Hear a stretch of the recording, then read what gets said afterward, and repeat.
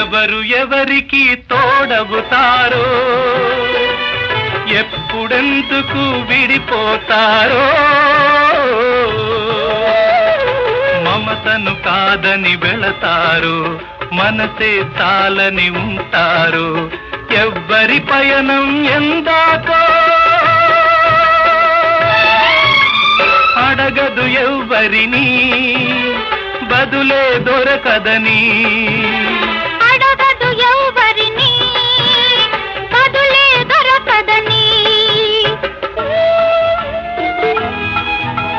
కడుపు తీపికి రుజువేముంది, అంతకు మించిన నిజమేముంది. కాయే చిట్టుకు బరువైతే చిట్టును భూమి మోస్తుందా? ఇప్పుడు తప్పును తెలుసుకొని